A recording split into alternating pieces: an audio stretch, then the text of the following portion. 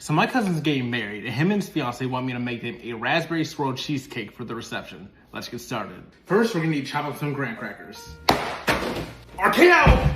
1.5 cups of our very abused graham cracker crust. 3 tablespoons of sugar. Mix that sucker up. Now we're gonna mix in 4 ounces of melted unsalted butter.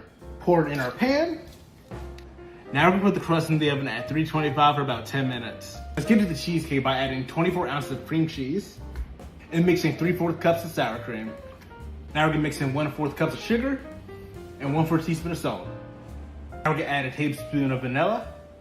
Finally, we're gonna mix in 3 eggs. Now let's move on to the raspberry swirl. We're gonna pour 2 cups of raspberries into a bowl of water. And now we're gonna pour a little bit of fruit wash into the bowl. People, let me tell you something. Wash y'all's fruit. Just wash them. There's so many pesticides and chemicals in this fruit that we're eating. Just wash them. At medium heat, we're gonna add our 2 cups of raspberries, our tablespoon of lemon juice, and 1/4 cup of sugar.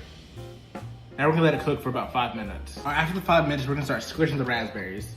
After cooking it, we're now gonna pour all the raspberry sauce into a strainer.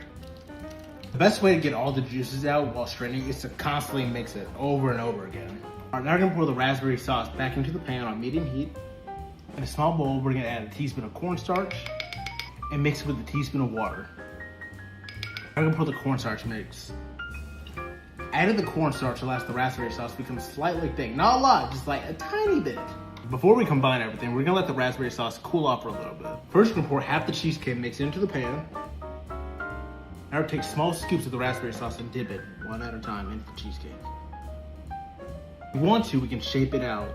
Just line it through different directions. Get a little good shape in, any shape you want. And repeat the cycle until we're out of cheesecake mix. This looks awesome in my opinion. For my first time, this is pretty sick. But now we're gonna do a process called a water bath.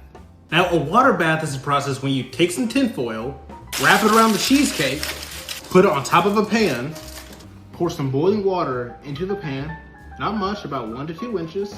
Now, water baths help cheesecakes to keep its creamy texture so it won't harden out in the oven. Now, we're gonna put it in the oven at 325 for about 50 to 75 minutes. I'll update y'all on the way here. The best time for the cheesecake is about 65 minutes. But another way to see if it's ready, get a candy thermometer, put it in the center, and when it reaches 150, that's when it's done. Put it back in the oven, still in the water bath, but the oven will be off, and we're gonna let it chill in there for about an hour.